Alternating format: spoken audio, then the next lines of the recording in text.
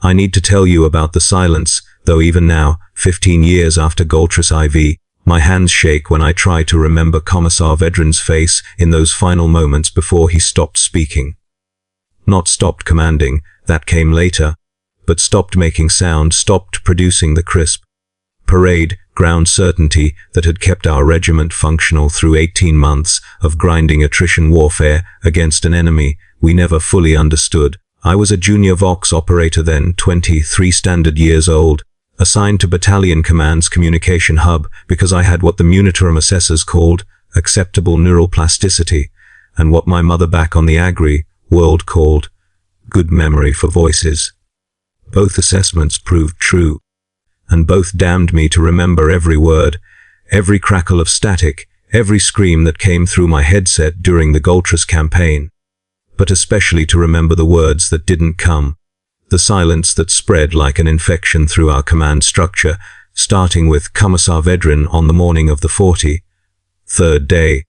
The planet itself was a nightmare of industrial decay, one of those forge worlds that had been abandoned during some previous crusade and left to rot for centuries before the administratum remembered it existed and decided we needed to reclaim it from whatever had taken root there. When we made planetfall, the air tasted like copper and old iron, thick enough that you could feel it coating your throat with every breath, and the sky was a permanent bruised purple from chemical clouds that never quite dissipated. Our briefings said the enemy was a remnant cult force, maybe some surviving heretics from a failed rebellion, nothing that a proper regiment of Her Majesty's Imperial Guard couldn't handle with textbook tactics and the Emperor's blessing. Those briefings, I learned, were compiled from orbital scans and decade-old intelligence reports, assembled by analysts who'd never set foot on a contested world, and who believed that data slates could capture truth better than human observation. We deployed in standard formation across the primary hive ruins, 5,000 souls spread across a frontage of 20 kilometers, with Commissar Vedran attached to Colonel Harrick's command element as the regiment's political and spiritual anchor. I'd seen Vedran shoot 3 men during our training cycle back on the muster world, 2 for cowardice during live fire exercises, 1 for possession of a hand-drawn image the Commissar deemed suspiciously warp-tainted, though it looked to me like nothing more than a crude sketch of a woman's face. Each execution was performed with the same mechanical precision, a single word of judgment, the bolt pistol raised with parade ground formality, the crack of the shot. Then Vedran's voice over the company vox reminding us that the Emperor's mercy was infinite, but his patience was not. The Commissar's voice was his primary weapon, really a deep baritone that could cut through artillery bombardment and panic with equal ease, that could make a suggestion sound like a divine commandment and make cowardice seem not just shameful, but cosmically offensive. I spent my days in a converted cargo hauler that served as our mobile command post, surrounded by 6 other Vox operators and a rotating crew of officers who studied tactical displays and moved colored markers across hololithic maps. My station was on the left wall, 3rd position from the forward bulkhead, close enough to the colonel's planning table that I could hear the strategic discussions, but far enough that I was clearly part of the equipment rather than the decision-making apparatus. We wore our headsets for 12-hour shifts, monitoring 17 different command frequencies, relaying orders down to company and platoon leaders, collating casualty reports and ammunition requests into coherent summaries for the colonel's staff. The work was exhausting in a peculiar way, not physically demanding, but mentally corrosive. Filling your head with other people's fear and desperation, until you couldn't quite remember which thoughts were yours, and which were borrowed from the voices in your ears. Commissar Vedran positioned himself behind Colonel Harrick during command briefings, a looming presence in his black greatcoat and peaked cap, saying little but radiating an aura of judgment that kept everyone's reports crisp and optimistic. When he did speak, it was usually to ask pointed questions about morale indicators or to remind someone that pessimism was the first step toward heresy. His voice never wavered, never showed doubt, maintained the same measured authority whether he was discussing supply requisitions or ordering a decimation for a company that had retreated without authorization. I think we all assumed that voice was as permanent as the Emperor's light, as unchangeable as the laws of physics that governed our warp jumps and laser rifle recoils. The enemy revealed themselves gradually, not through massed attacks but through a campaign of systematic erosion that suggested intelligence and patience beyond what we expected from cultist rabble. Patrols would disappear into the ruins and never report back, their vox beads going silent one by one in a sequence that suggested something was hunting them with deliberate methodology. Forward positions would report movement in the chemical fog, describe shapes that seemed wrong in ways the observers couldn't articulate. Then fall silent mid-transmission with a sound like tearing fabric coming through the static. We found some of the bodies, eventually, arranged in patterns that our sanctioned preachers said were geometrically provocative, and ordered burned immediately without further examination. But most of the missing simply vanished into the purple haze, leaving behind equipment, but taking everything soft with them. Colonel Herrick grew increasingly frustrated with the lack of conventional engagement, complained during briefings that you couldn't fight an enemy that refused to present targets, that wouldn't hold territory or mass forces, or give us anything to aim our artillery at except empty ruins and toxic fog. Commissar Vadran stood behind him during these complaints, perfectly still, and would eventually speak in that unwavering baritone about patience and faith, about how the Emperor tested his servants with trials that seemed incomprehensible, but always revealed their purpose in his perfect timing. The Colonel would nod, his frustration visibly subsiding under the Commissar's certainty, and we'd all feel better for having heard that voice remind us that confusion was acceptable, but doubt was not. On the 40th day, we lost an entire company, 200 men, in what should have been a routine sweep of a manufacturing complex on the southern edge of our perimeter. The Vox traffic was routine until it wasn't. Standard position reports, the usual complaints about visibility in the chemical fog, a request for clarification about how far to advance into the structure.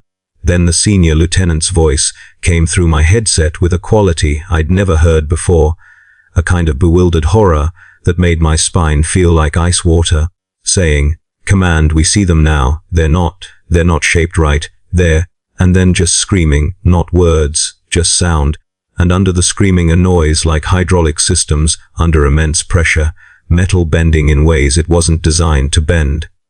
I relayed this to the Colonel, my own voice somehow staying professional despite the fact that I could hear 200 men dying in real time through my headset, their vox beads broadcasting death with crystalline clarity. Commissar Vedran stepped forward to the vox station, placed one gloved hand on my shoulder. I can still feel the weight of it, the leather creaking slightly, and spoke into my primary transmitter in that perfect parade ground voice.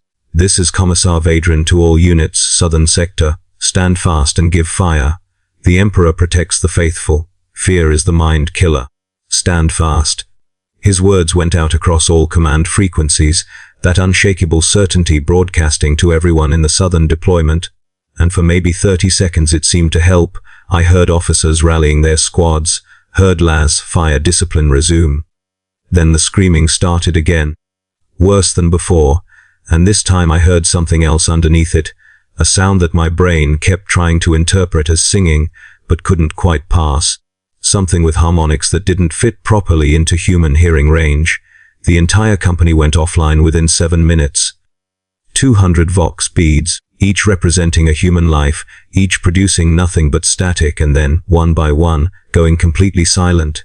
I recorded it all per regulations, my hands moving automatically through the logging procedures while my mind tried very hard not to process what I was documenting.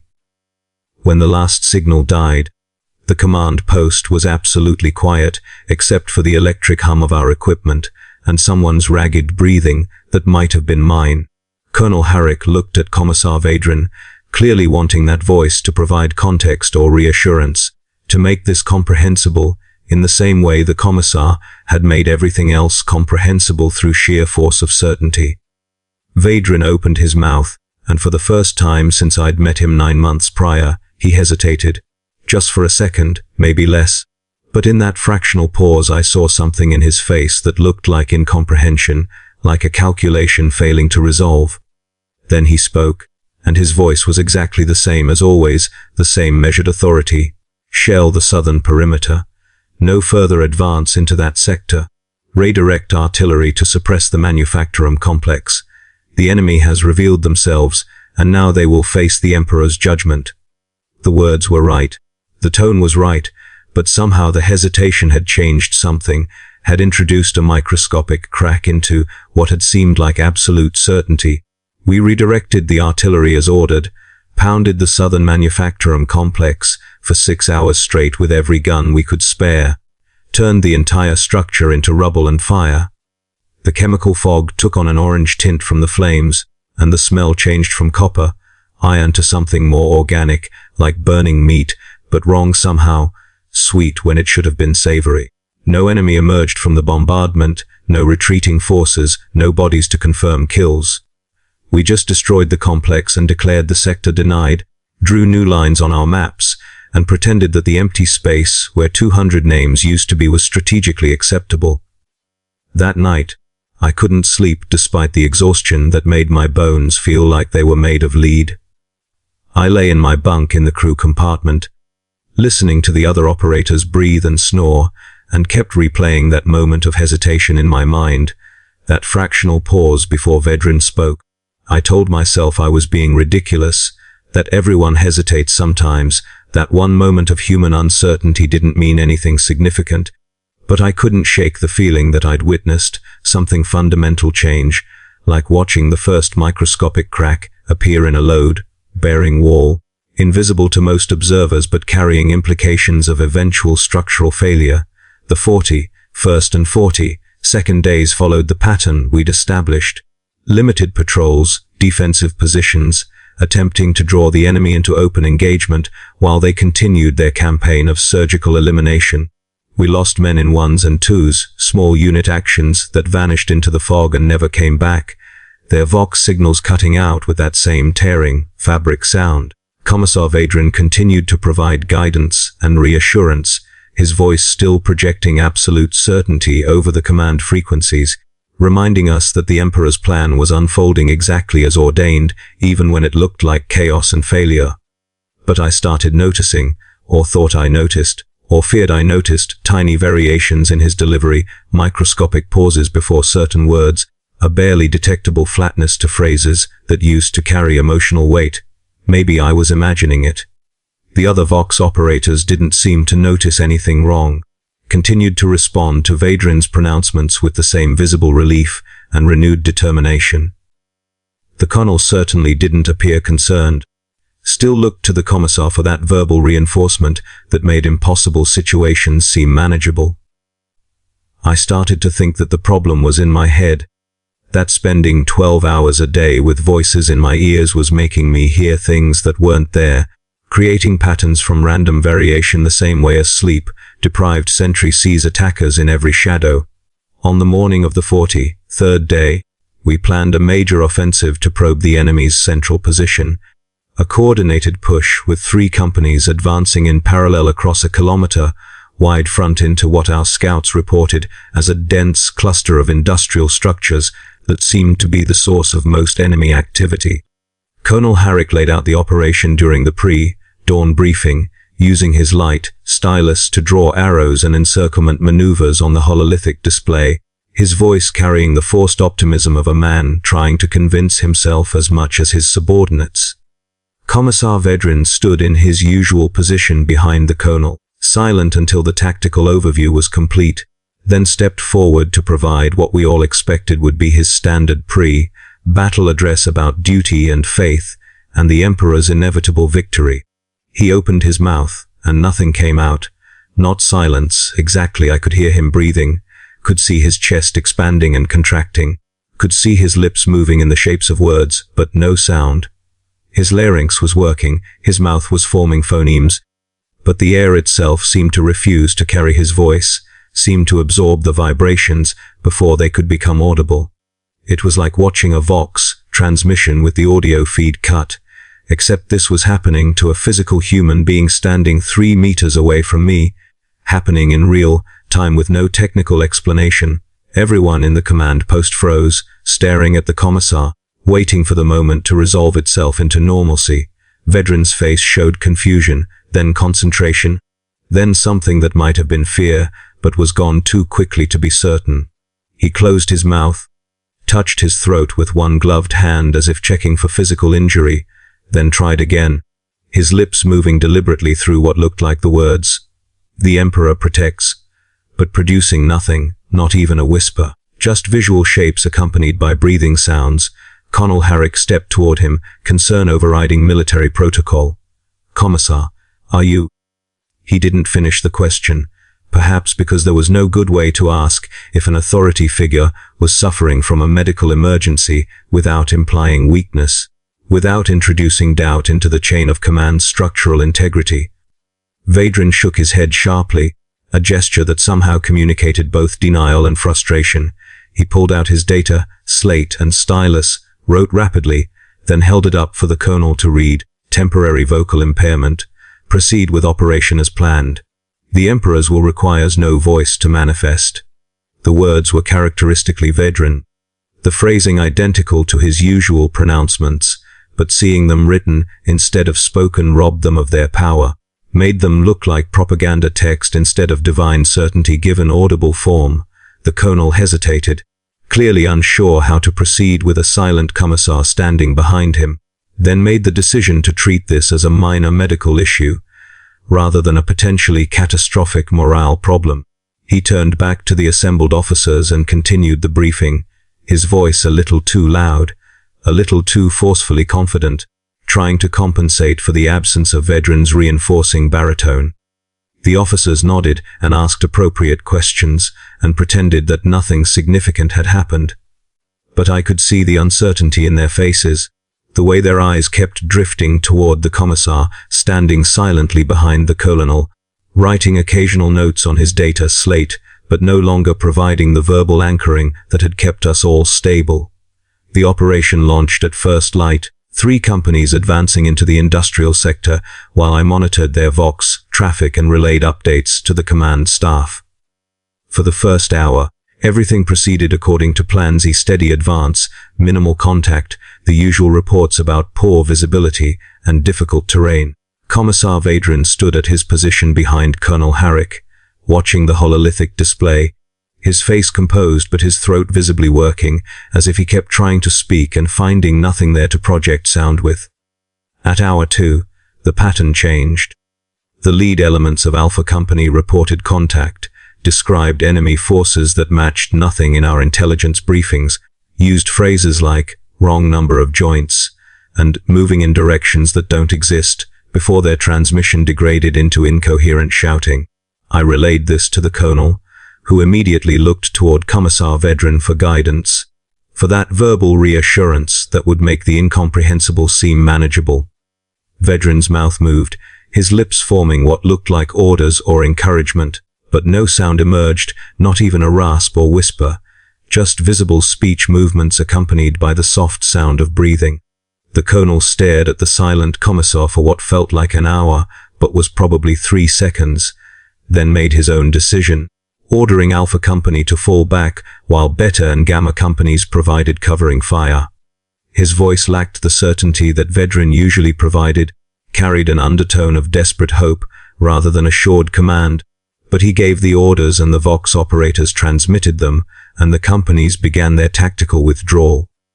Vedran continued trying to speak, his face now showing clear frustration, his hand moving to his throat repeatedly, as if he could manually restart his voice through external pressure. The withdrawal proceeded for perhaps 20 minutes before the Vox traffic from all 3 companies began to degrade simultaneously, the clear voice channels filling with static that had a quality I can only describe as textured, like the interference itself had depth and structure. Through the static I could hear fragments of voices, some of them clearly our soldiers, but some of them wrong somehow, using familiar words but with pronunciation that made my brain hurt when I tried to process it.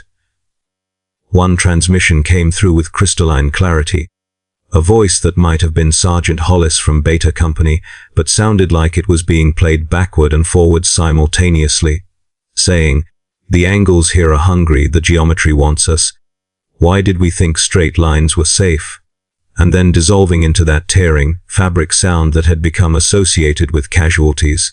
Colonel Harrick was shouting orders now, his composure cracking under the pressure of losing 3 companies with no clear enemy to target or tactical explanation for the failure.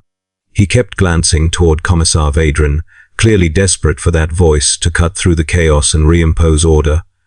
But the Commissar remained silent, his mouth working uselessly, his data slate forgotten as he clawed at his own throat with increasing desperation.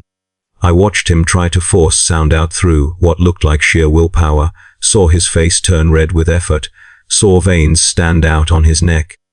But nothing emerged except breathing sounds and a faint whistling that might have been air moving through a larynx that no longer functioned properly. The 3 companies disintegrated over the next 40 minutes.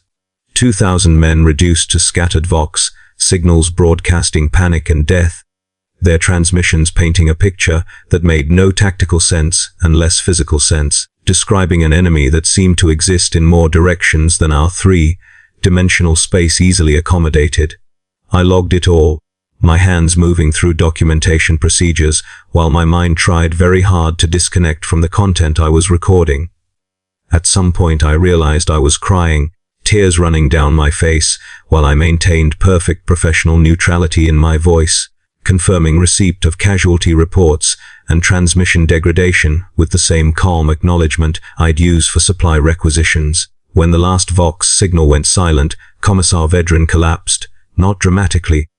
He simply sat down on the deck plating as if his legs had stopped supporting his weight, his back against the command post wall, his hands still clutching his throat, his mouth still opening and closing in shapes that might have been prayers or orders but produced no sound at all.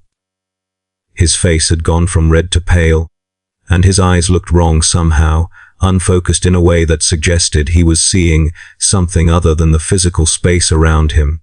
Colonel Harrick ordered a general withdrawal, pulled all remaining forces back to our primary defensive perimeter, and called for orbital support that we all knew would take days to arrive if it came at all. The command post descended into controlled chaos, officers shouting recommendations and contingency plans while Vox operators tried to coordinate a retreat across multiple sectors simultaneously. Through it all, Commissar Vedran sat against the wall, silent, his authority and purpose eroded by the simple absence of his voice. I should have been focused on my duties, but I couldn't stop watching the Commissar, couldn't stop seeing that desperate frustration in his face as he tried and failed to produce sound. At some point during the withdrawal coordination, I realized what was bothering me. It wasn't just that he couldn't speak, it was that he was still trying to speak, was still attempting to fulfill his function despite the obvious impossibility. A mechanical devotion to duty, even when duty had become physically impossible to execute. The human software continuing to run even after the hardware had failed. The withdrawal took 6 hours, a running nightmare of broken units and abandoned equipment. Our regiment dissolving into scattered pockets of survivors who filtered back to the perimeter with stories that varied wildly in detail, but shared a common theme of encountering something that violated their understanding of how reality was supposed to function.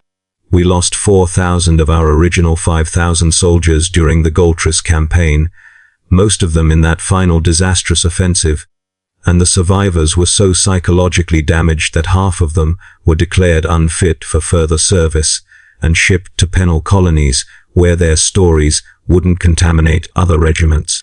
Commissar Vedran remained silent throughout the withdrawal, the evacuation, the weeks-long warp transit back to the muster world. The regimental medici examined him repeatedly, found no physical damage to his vocal cords or throat, no neurological impairment, no obvious cause for his aphonia.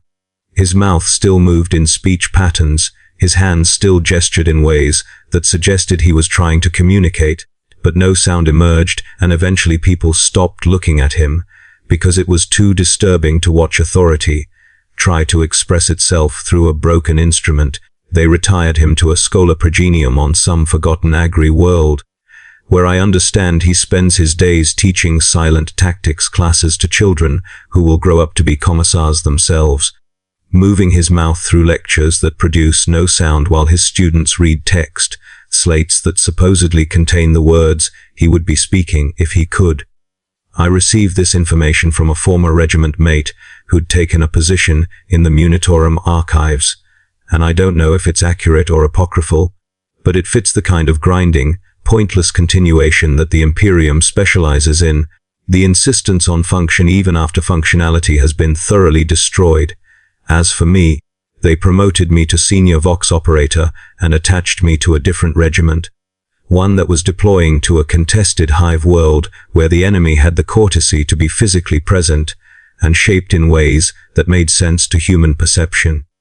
I served for another 8 years, distinguished myself sufficiently to earn a medical discharge rather than death in combat, and now I work in a Vox relay station on an orbital dock processing commercial traffic and pretending that the voices in my headset are just voices, just vibrations in air, nothing more significant than information requiring transmission and recording.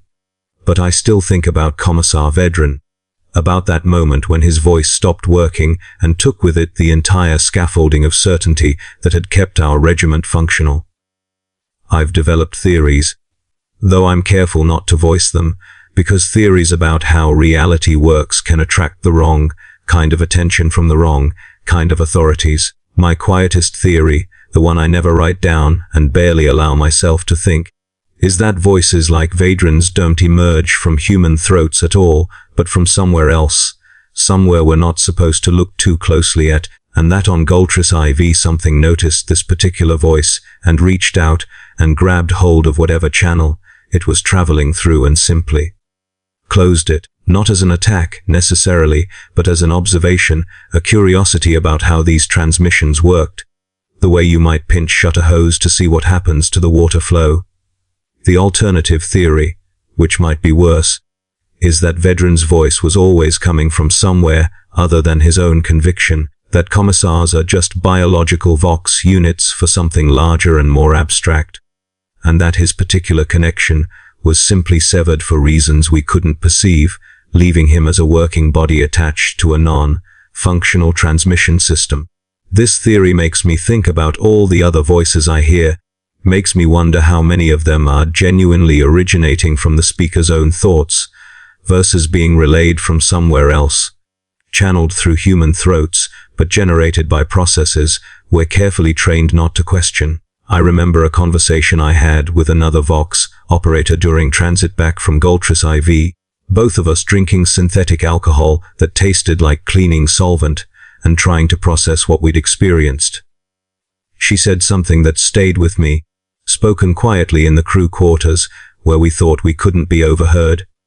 We spend all day listening to voices through equipment, translating electrical signals back into sound, and we never question whether the original sound was real or whether we're just convinced it was real because the equipment told us it was.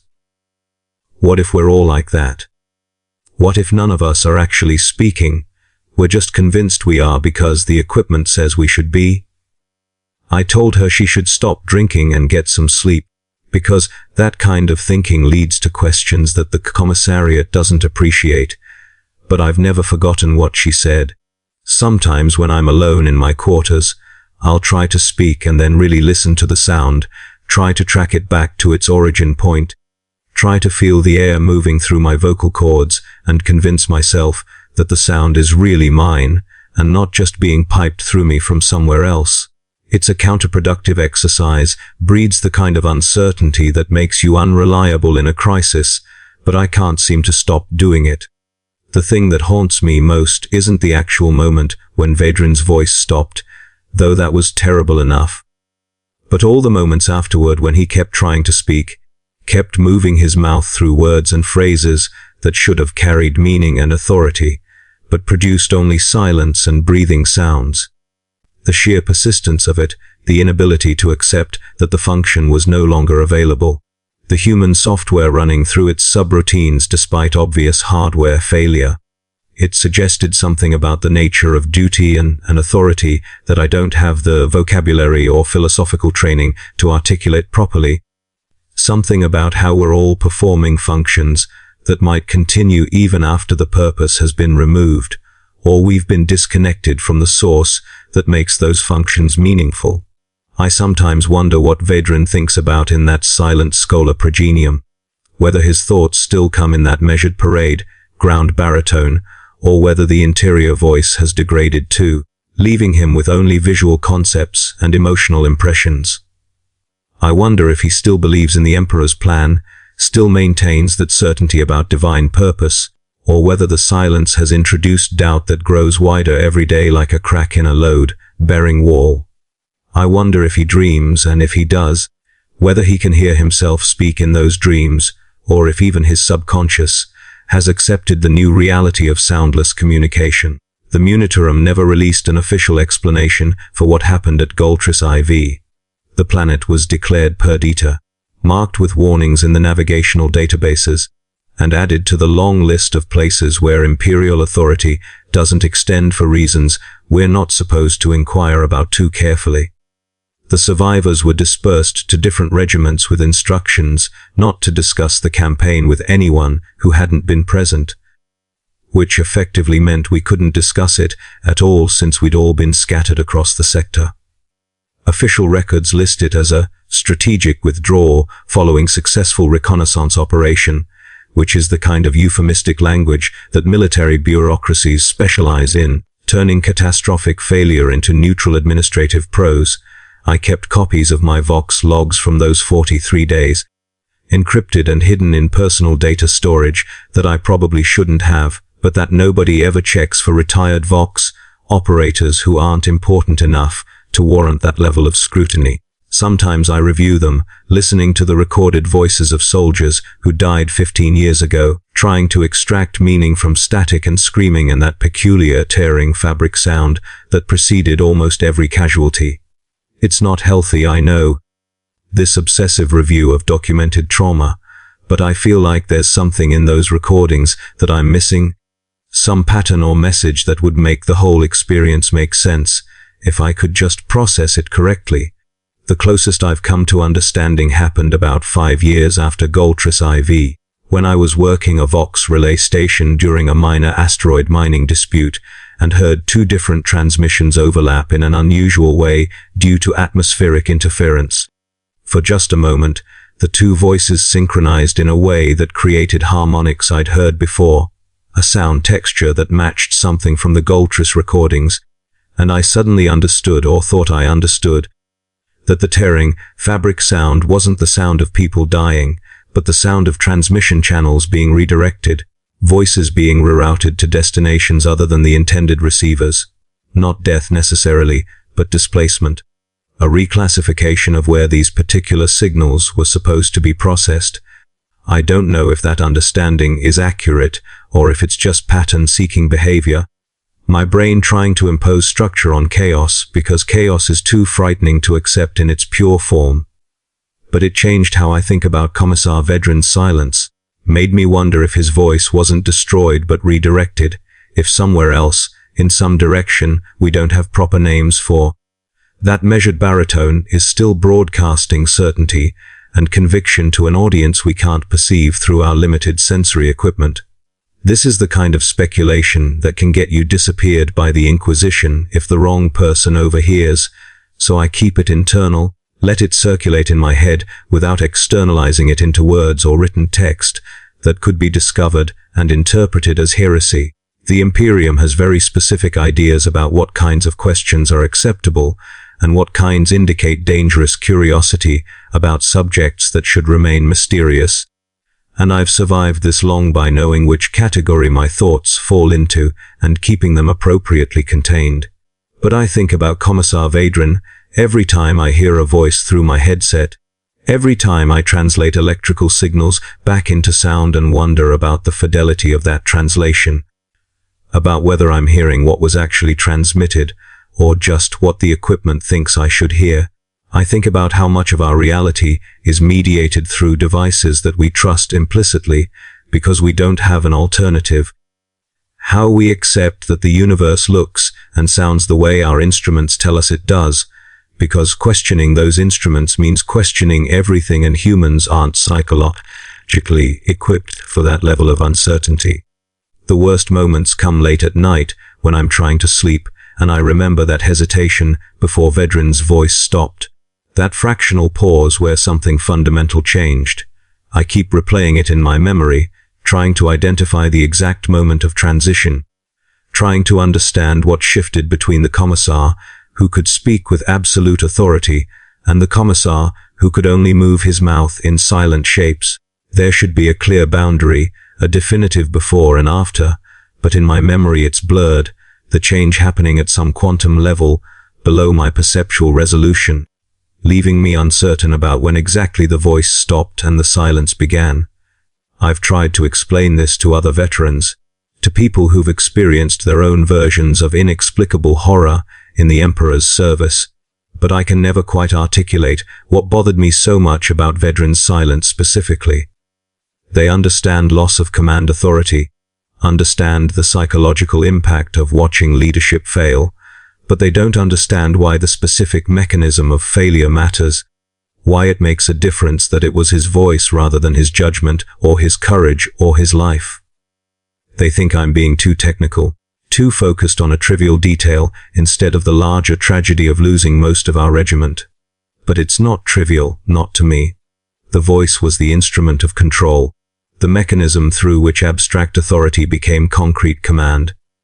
And watching that instrument fail while the rest of the man remained functional revealed something about how fragile our systems of organization really are, how dependent we are on technologies, even biological technologies like vocal cords and air vibration, that we take for granted until they stop working. Commissar Vedran didn't become less intelligent or less committed to his duty when his voice stopped, but he became completely ineffective, reduced to an observer of events he should have been directing, all because one specific biological function ceased working properly.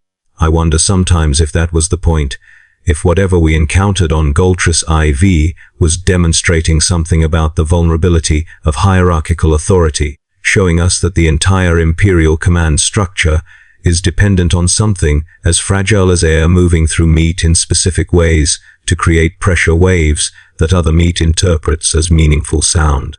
Remove that one mechanism, leave everything else intact, and the whole system stops functioning despite all the individuals still being present and theoretically capable. It's an elegant form of disruption, really more sophisticated than simple violence, attacking the communication layer rather than the physical bodies, and thereby disabling the organizational structure without having to destroy the individual components. But maybe I'm giving too much intentionality to what might have been random malfunction, imposing pattern and purpose on chaos, because that's what human brains do when confronted with incomprehensible events. Maybe Vedran's silence was just physiological failure, stress-induced aphonia, triggered by the psychological pressure of watching his regiment disintegrate, and all my theorizing about redirected voices and attacked communication systems is just elaborate rationalization to avoid accepting that sometimes things break for no profound reason.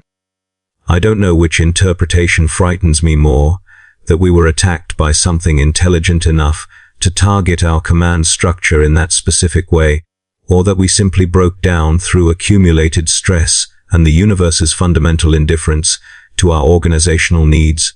Both options suggest a level of vulnerability that makes continued Imperial service seem like elaborate theater, just going through motions that we're convinced are meaningful while ignoring the evidence that meaning is optional and easily disrupted. The voices continue though, whether I understand them or not. Every day in my relay station I process hundreds of transmissions, route them through the proper channels, confirm receipt and clarity, perform all the functions of a working communication node in the Imperium's vast information network. The voices tell me about cargo manifests and docking schedules, about personnel transfers and maintenance requirements, about all the mundane logistics that keep human civilization functioning across impossible distances. They sound confident and purposeful, these voices, and I relay them faithfully to their intended destinations, maintaining my role in the system despite my private uncertainties about whether any of us are actually speaking or just being spoken through. Sometimes I catch myself checking my own voice, feeling my throat vibrate when I speak, running my fingers over my larynx to confirm that the physical mechanism is still working properly. It's a compulsion I can't seem to break. This need to verify that I haven't gone silent without noticing, that I'm still producing sound and not just moving my mouth in shapes that my brain mistakenly interprets as speech. My coworkers think I have a throat condition, some minor irritation that makes me touch my neck frequently, and I let them believe this because the truth would sound like madness or heresy depending on who was evaluating it. 15 years later, and I'm still haunted by a man who couldn't speak, still trying to understand what it means that silence can be inflicted rather than chosen, that the ability to communicate can be removed while leaving the desire to communicate perfectly intact. Commissar Vedran became a ghost while still alive, present but unable to affect the physical world through the primary mechanism of human influence. And I keep wondering if that's a warning about something or just the universe's arbitrary cruelty manifesting in a particularly ironic way. The Emperor protects, we say, the phrase so common it's become almost meaningless through repetition. But Commissar Vedran said that phrase too, hundreds of times, in that measured baritone that made it sound like certainty rather than hope. And then one day he opened his mouth to say it again, and nothing came out, and the protection failed or never existed, or was redirected to serve purposes we weren't supposed to understand. I relay other people's voices saying, "The Emperor protects," daily through my equipment, transmit their faith across the void. And I never tell them what I know about how easily those words can become just mouth movements and breathing sounds with no substance behind them. I think about Vedran teaching silent classes to future commissars, performing his duty despite the obvious impossibility. And I understand that I'm doing something similar, processing voices through equipment while harboring fundamental doubts about whether any of us are really speaking at all. We persist in our functions because persistence is what the Imperium demands, what we've been trained to provide regardless of whether those functions still make sense or serve their intended purpose. The machine continues running even after essential components have failed, kept in motion by momentum and the absence of anyone with authority to turn it off. At night, I dream about purple skies and chemical fog, about voices that dissolve into static and that sound like tearing fabric. I dream about Commissar Vedran opening his mouth to give orders that never emerge, his face showing frustration and fear and incomprehension in equal measure. And sometimes in those dreams I realize that I'm also speaking silently, my own mouth moving through words that produce no sound, and I wake up clutching my throat and making sure I can still scream, can still force air through meat in ways that create pressure waves in the physical world. The ability to speak feels like a miracle now, something I can't take for granted, a biological technology that seems impossibly complex and fragile when you really examine how it works. We vibrate our flesh in specific patterns and trust that other people's flesh will pick up those vibrations and convert them back into meaning, will interpret the pressure waves as language rather than just noise. It's absurd, really, that we've built an entire civilization on this mechanism, that we trust something so physically simple to carry concepts and commands, and all the complex social interactions that keep us organized and functional. But we do trust it, have to trust it, because the alternative is solipsism and paralysis. The inability to believe in communication at all, and therefore the inability to participate in any collective endeavor. So I continue processing voices through my equipment, continue feeling my throat to confirm it still works, continue carrying the knowledge that silence can be inflicted and voices can be redirected and certainty can evaporate between one moment and the next, leaving only confused mouths moving in soundless shapes.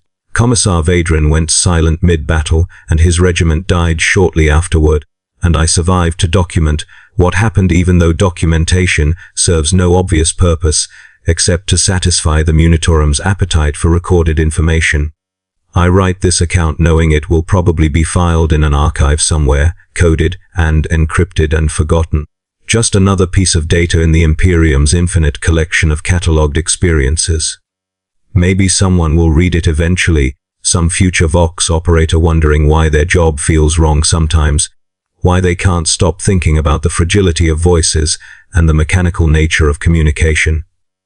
If you're reading this, and if you work with voices and transmission systems and the infrastructure that turns individual humans into organized collective entities, I want you to know that you're right to feel uncertain, right to question whether what you're hearing is real or just electrical signals masquerading as reality. I can't tell you that everything is fine, that the systems work as advertised, that voices are stable and reliable and permanent. I can only tell you what I know, that I heard a commissar stop speaking one morning on a forgotten Forge world, watched his authority evaporate with his voice, and have spent 15 years trying to understand what that means for all of us who depend on similar mechanisms to function in our assigned roles. The Emperor protects, they say, but what happens when protection looks like silence, when divine will manifests as the removal of your ability to communicate rather than the granting of strength or clarity? What happens when you open your mouth, expecting words, and find only void, your throat working but the air refusing to cooperate, the universe itself apparently deciding that your voice is no longer required or permitted or possible? I don't have answers, just observations and questions, and the lingering memory of Commissar Vedran's frustrated face as he tried and failed to speak, as he performed his duty through pure silent persistence despite the obvious futility. The image stays with me, a reminder that all our functions are contingent on mechanisms we barely understand, that the difference between effective authority and helpless observation can be as simple as whether air vibrates properly when forced through human meat. The voices continue in my headset, day after day, telling me about cargo and coordinates and all the mundane details of imperial logistics. I listen and relay and confirm receipt, performing my function in the vast communication network that keeps humanity organized across impossible distances. And sometimes, when the transmissions pause and I'm sitting in silence waiting for the next voice to come through my equipment, I touch my throat and make sure I can still speak, can still force sound into the physical world, can still participate in the elaborate theater of communication that we all pretend is more solid and reliable than it actually is. That's what Commissar Vedran's silence taught me, really, that we're all just pretending, maintaining a collective fiction that voices are stable and communication is reliable and authority is something more substantial than properly vibrating air. The fiction is necessary, probably, because without it we couldn't organize ourselves into the massive structures required for interstellar civilization, but it's still fiction. Still dependent on biological mechanisms and physical laws that can fail or be disrupted or simply stop working for reasons we're not equipped to understand. And so I continue, processing voices and touching my throat and remembering a commissar who went silent mid-battle and thereby revealed something fundamental about how fragile our entire species' organizational infrastructure really is. The knowledge doesn't make me better at my job, doesn't provide any tactical advantage or spiritual comfort. It just sits in my mind like a small dense object, heavy with implications I can't fully process, radiating subtle influence on how I experience every voice I hear through my equipment. The Emperor protects, I tell myself sometimes, feeling the words vibrate in my throat, confirming that the mechanism still works, that I'm still capable of participating in the collective fiction of reliable communication.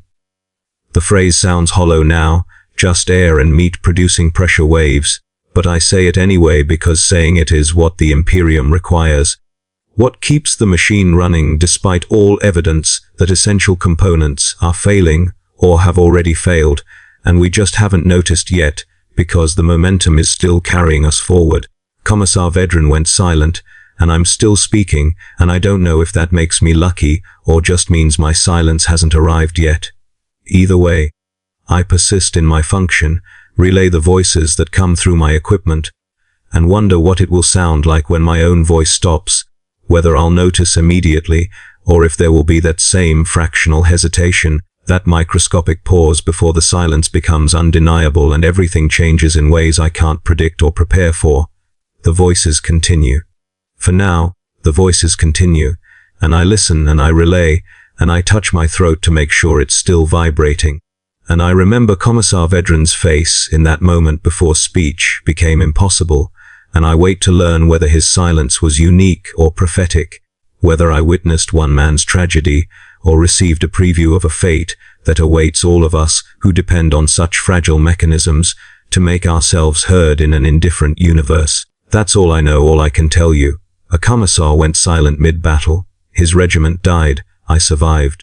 And nothing was ever quite the same after I understood how easily voices can be taken away, how completely authority can evaporate when the instrument of expression fails, how much of our certainty is just sound waves pretending to be truth until the universe decides otherwise, and we're left with only silence and confusion and mouths moving through words that carry no weight because no one can hear them anymore.